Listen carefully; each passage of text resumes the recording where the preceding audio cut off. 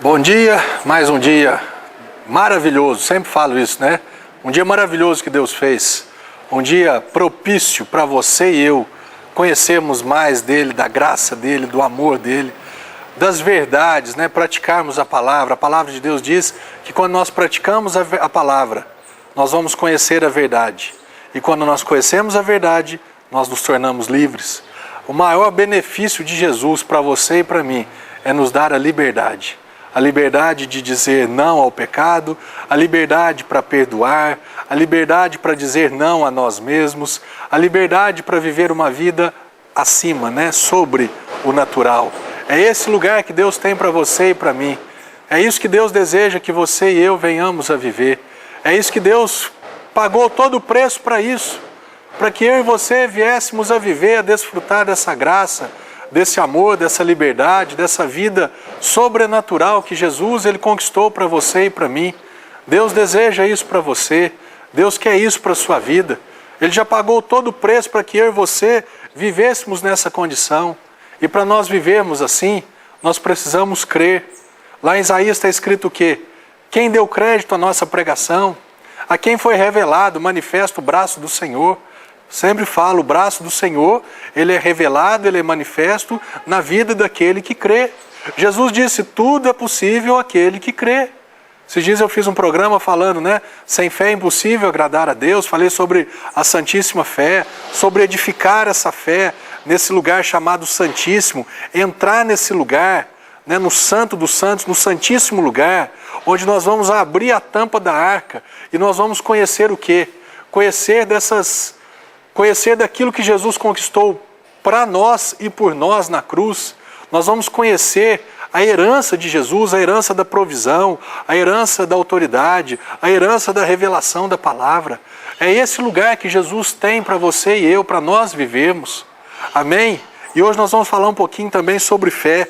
Aqui no capítulo 11 do livro de Marcos, está escrito o quê? Deixa eu voltar aqui. Quando o capítulo 11, verso 12, vai falar sobre aquela passagem que talvez você já ouviu falar, né? Sobre a figueira que estava sem fruto, e Jesus liberou uma palavra contra aquela figueira, e depois através disso Jesus trouxe um ensinamento maravilhoso, né? Que eu quero compartilhar com você nesse dia, que ele tem me ensinado, e diz assim, no dia seguinte, Marcos 11, 12 diz, no dia seguinte, quando saíram de Betânia, eles estavam na cidade de Betânia, saíram dali ele e os discípulos, ele teve fome. E vendo de longe uma figueira com folhas, foi ver se nela, porventura, acharia alguma coisa. Aproximando-se dela, nada achou senão folhas, porque não era tempo de figos. Então lhe disse Jesus, nunca jamais coma alguém fruto de ti. E os seus discípulos ouviram isso. O que significa isso daqui, né? Jesus parece que foi tão duro, né? A primeira coisa, Jesus é o Criador. Ele tem autoridade sobre a criatura. Hoje, às vezes, eu vejo pessoas, elas têm mais compaixão de um animal do que de um ser humano. Né? Hoje, facilmente se pega na rua, né? O cachorro, o gato, leva para dentro da casa, mas se vê um mendigo deitado na calçada, é incapaz de parar e de comprar um prato de comida, ou de ouvi-lo, né? Ou de estender a mão para ele. Ah, pastor, então não precisa fazer com os animais? Não, estou falando que é para destratar. Mas para pensar um pouquinho nisso. Tem pessoas que não pisam na grama. Pastor, então você está ensinando todo mundo a pisar na grama? Não, eu estou falando que tem pessoas que têm mais respeito em não pisar na grama, mas pisam no ser humano, maltratam o ser humano que foi criado à imagem e semelhança de Deus. É isso que eu estou falando. Claro que está errado pisar na grama, mas eu estou falando num outro nível, num outro entendimento que você está me acompanhando.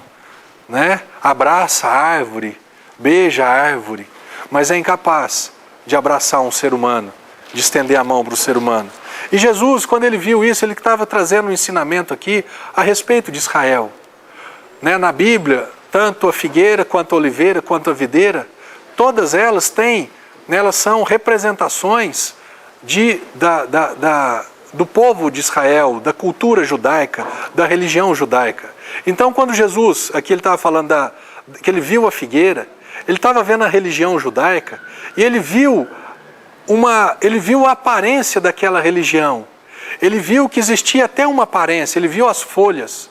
E ele se aproximou, deixa eu ver se tem fruto, deixa eu ver se tem vida, ou se só tem palavra. Deixa eu ver se tem atitude, ou se só tem palavra. E quando ele se aproximou daquela figueira, ele viu que não tinha fruto nenhum. E ele falou assim, a partir de hoje, a partir de agora, ninguém mais vai se alimentar de você, figueira. A religião judaica, ela está sendo... Eu estou colocando um ponto final dela. Ninguém mais vai viver de religião judaica, ou de religião evangélica, ou de religião católica, ou de religião A, X, Y, Z. Jesus, ele não quer que você viva da aparência de algo. Ele quer que você viva dele. Ele não é uma religião. Ah, pastor, mas Jesus veio criar o cristianismo. Ele quer que você seja de Cristo, que você seja dele. O cristianismo, nas suas multiformes maneiras de se manifestar, seja no evangelicalismo, seja no catolicismo, seja em outro ramo, na religião ortodoxa, ele não quer que você viva dessa religiosidade. Ele não quer que você viva da aparência. Ele quer que você viva de um fruto. Jesus é o fruto de Deus. Jesus é o Filho de Deus. Amém? Por isso ele falou assim, a partir de agora, eu não quero que ninguém mais se alimente de religião. E aí, os discípulos ouviram isso. E no versículo 20, vamos pular esse pedacinho aqui, que eu não quero entrar a respeito da purificação do templo. E passando eles pela manhã, versículo 20, viram que a figueira secara desde a raiz.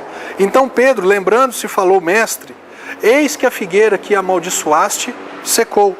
Ao que Jesus lhes disse, tende fé em Deus, do tipo de Deus. Porque em verdade eu vos afirmo, que se alguém disser a esse monte, ergue-te, lança-te no mar, e não duvidar no seu coração, mas crê que se fará o que diz, assim será com ele. Que fé é essa que Jesus está falando então? Qual que é a fé de Deus? Qual que é a fé do tipo de Deus? A fé que fala e não duvida. Essa é a fé que Jesus fala. Tende fé em Deus, tende fé do tipo de Deus. Haja como Deus. Fale com a boca e não duvide no seu coração. Por isso vos digo que tudo quanto em oração pedirdes falando, crede, não deixar dúvida entrar, que recebestes, e será assim convosco. E ele termina dizendo assim, e quando estiverdes orando, se tendes alguma coisa contra alguém, perdoai, para que o vosso Pai Celestial vos perdoe as vossas ofensas. Mas se vós não perdoardes, também vosso Pai Celestial não vos perdoará as vossas ofensas. Um dia eu estava no meu tempo de orando em línguas, edificando a minha santíssima fé, e Deus me levou para esse texto e Ele começou a me mostrar algumas coisas nesse texto.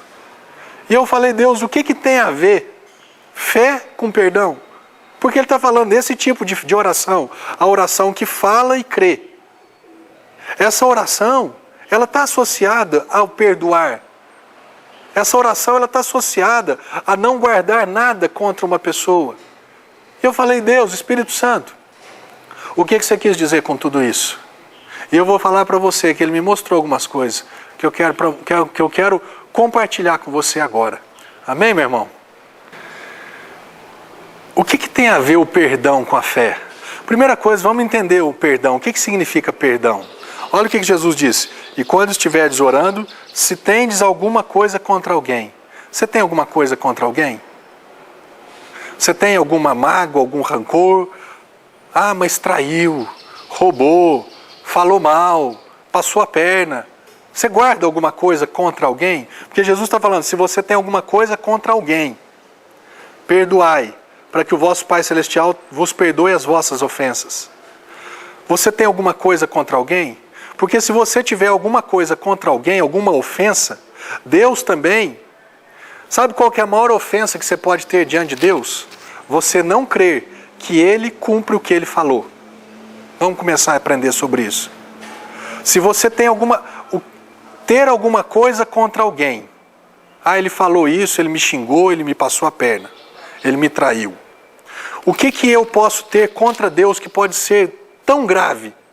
Que ofensa é essa que eu posso ter contra Deus que pode ser muito grave diante de Deus, que o impede de agir na minha vida?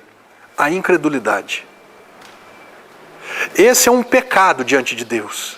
Não crer, se Deus fala, eu não sou homem para mentir, nem filho do homem para me arrepender. O que eu falei vai cumprir, o que eu prometi vai acontecer. Quando eu não creio, isso é uma ofensa para Deus.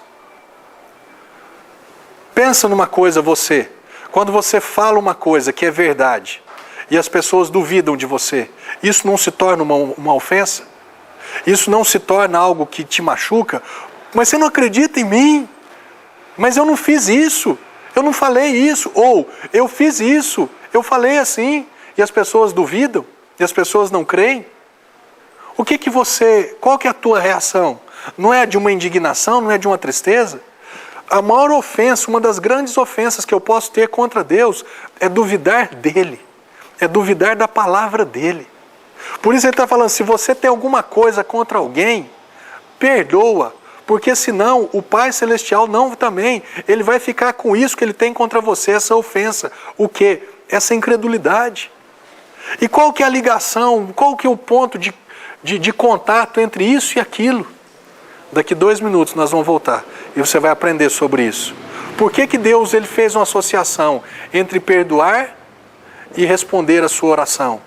E se você duvidar, e a questão do não perdoar as pessoas, você vai entender isso. Eu tenho certeza de uma coisa, a partir de hoje, se você deseja ter respostas às suas orações, você nunca mais vai deixar o teu coração, deixar entrar no seu coração nada, nenhuma ofensa. Você não vai deixar nada no seu coração contra alguém.